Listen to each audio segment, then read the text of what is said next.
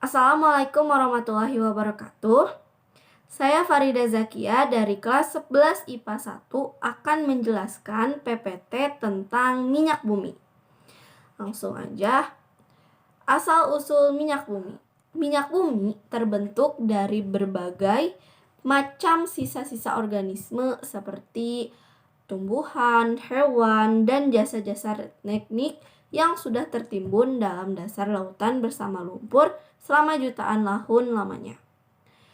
Proses terbentuknya minyak bumi diawali dari jasa teknik yang terkubur bersama lumpur, lalu diproses jutaan tahun dan mengendap di dasar laut.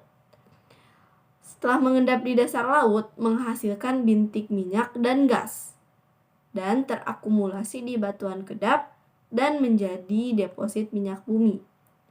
Karena prosesnya sangat lama, minyak bumi termasuk sumber daya alam yang tidak dapat diperbaharui. Kandungan kimia dalam minyak bumi. Minyak bumi adalah campuran kompleks yang sebagian besar, sekitar 90% sampai 97%, terdiri dari senyawa hidrokarbon. Dan sisanya yaitu senyawa non-hidrokarbon. Hidrokarbon yang ada pada minyak bumi terbesar itu adalah alkana. Lalu ada sikloalkana, alkena, alkuna, dan senyawa aromatik. Sedangkan non-hidrokarbon ada oksigen, nitrogen, dan belerang. Pengolahan minyak bumi. Pengolahan minyak bumi diawali oleh destilasi. Destilasi adalah pemisahan fraksi-fraksi minyak bumi berdasarkan perbedaan titik didihnya.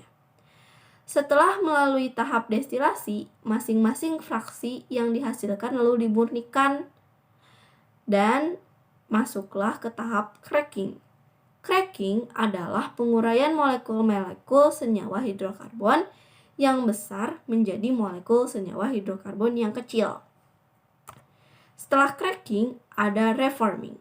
Reforming adalah perubahan dari bentuk molekul bensin yang bermutu kurang baik, yang berbentuk rantai karbon lurus, menjadi bensin yang berbentuk rantai karbon bercabang. Setelah reforming, ada alkilasi. Alkilasi merupakan penambahan jumlah atom dalam molekul menjadi molekul yang panjang dan bercabang. Setelah itu ada polimerisasi. Polimerisasi adalah proses penggabungan molekul-molekul kecil menjadi molekul besar. Lalu ada threading. Threading adalah permunian minyak bumi dengan cara menghilangkan pengotor-pengotornya. Lalu ada blending.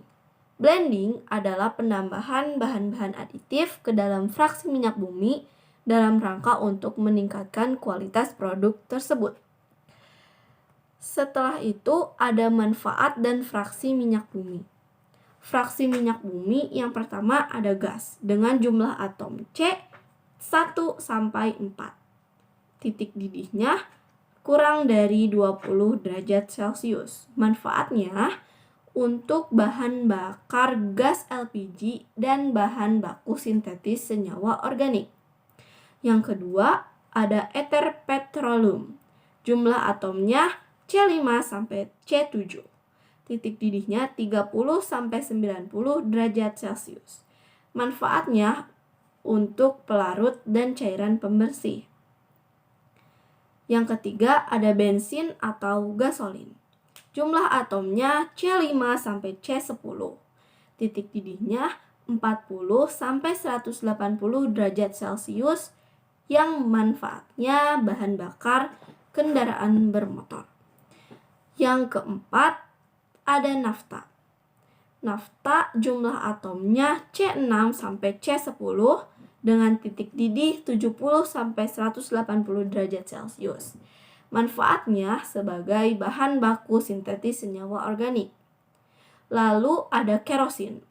Jumlah atomnya C11 sampai C14 dengan titik didih 180 sampai 250 derajat Celcius. Manfaatnya untuk bahan bakar jet dan bahan bakar kompor parafin. Lalu ada minyak solar dan diesel.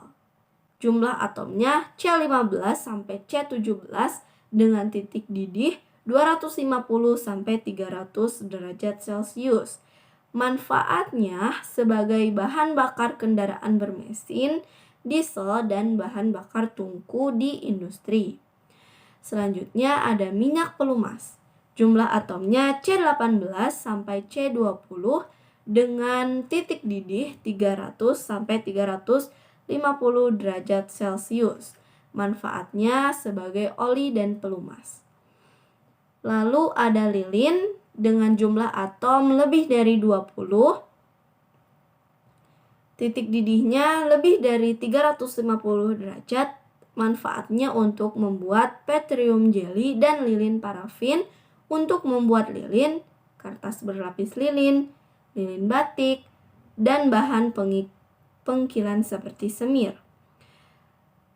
Lalu ada minyak bakar dengan jumlah atom karbon lebih dari 20, titik didihnya juga lebih dari 350 derajat Celcius untuk membuat bahan bakar kapal, pemanas industri, boiler plant, dan pembangkit listrik. Yang terakhir ada bitumen atau residu dengan jumlah atom lebih dari 40, titik didihnya lebih dari 350 derajat, manfaatnya untuk material aspal jalan dan atap bangunan. Selanjutnya di sini ada wilayah-wilayah penambangan minyak bumi di Indonesia. Di sini ada Pulau Sumatera, ada Pulau Riau, ada Laut Jawa, Kalimantan Timur, dan Kepulauan Natuna. Selanjutnya kita akan membahas tentang bensin.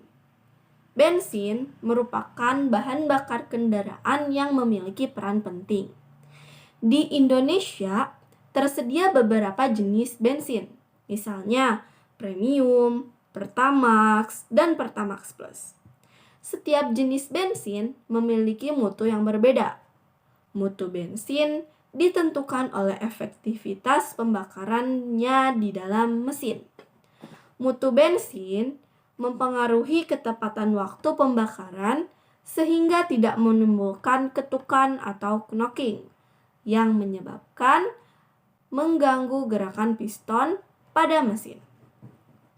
Ketukan tersebut dapat mengurangi efisiensi bahan bakar, menyebabkan mesin menggelitik dan bahkan merusak mesin.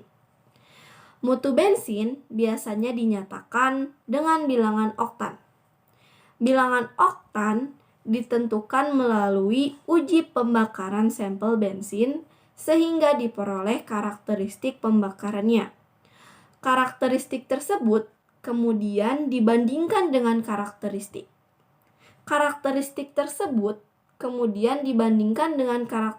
pembakaran berbagai campuran N-heptana dan isooktana. Nilai bilangan oktan 0 ditetapkan untuk N-heptana yang mudah terbakar dan menghasilkan ketukan paling banyak. Sedangkan nilai 100 untuk isooktana yang tidak mudah terbakar dan menghasilkan ketukan paling sedikit. Sebagai contoh, suatu campuran yang terdiri dari 25% N-heptana dan 75% isooktana akan mempunyai bilangan oktan 75. Secara umum, bensin yang mengandung alkana rantai lurus akan memiliki nilai bilangan oktan lebih rendah dibanding yang mengandung alkana rantai bercabang, alisiklik, ataupun aromatik. Jadi, Pertamax dengan bilangan oktan 92 akan memiliki mutu bensin yang setara dengan campuran 92% isooktana dan 8% N-heptana. Di sini ada jenis-jenis bensin dan angka oktannya. Yang pertama ada Premium dengan angka oktan 88%, yang artinya jumlah ketukan setara dengan campuran 88% isooktana dan 12% N-heptana. Yang kedua ada Pertalite dengan angka oktan 90, artinya jumlah ketukan setara dengan campuran 90% isooktana dan 10% N-heptana. Jenis bensin yang ketiga ada Pertamax dengan angka oktan 92, artinya jumlah ketukan setara dengan campuran 92% isooktana dan 8% N-heptana. Yang terakhir ada Pertamax Plus dengan angka oktan 95. Artinya, jumlah ketukan setara dengan campuran 95% isooktana dan 5% N-heptana. Selanjutnya ada fungsi oktan. Untuk menentukan seberapa mudah atau sulit bahan bakar menyala secara spontan saat mengalami ketukan atau tekanan pada mesin. Semakin tinggi tingkat oktan, maka semakin sulit suatu bahan bakar semakin tinggi tingkat oktan, maka semakin sulit suatu bahan bakar terbakar sendiri saat terjadi tekanan. Selanjutnya ada cara menaikkan bilangan oktan. Yang pertama, mengubah hidrokarbon rantai lurus dalam fraksi menjadi hidrokarbon rantai bercabang melalui proses tadi, yaitu proses reforming. Yang kedua, menambahkan hidrokarbon alisiklik ataupun aromatik ke dalam campuran akhir fraksi bensin. Yang ketiga adalah menambahkan zat aditif anti ketukan ke dalam bensin sehingga memperlambat pembakaran bensin. Nah, zat anti ketukan itu adalah zat yang dapat digunakan, yaitu zat TEL ataupun tetratelylate dengan rumus kimia Pb C2H5 4 kali. Namun, senyawa timbal tersebut merupakan racun yang dapat merusak otak, sehingga penggunaannya dilarang dan diganti dengan zat anti ketukan lainnya seperti MTBE atau metil teri butil eter ataupun yang sering kita kenal dengan etanol. Sekian yang dapat saya jelaskan tentang minyak bumi. Mohon maaf apabila banyak kesalahan kata dan sedikit canggung.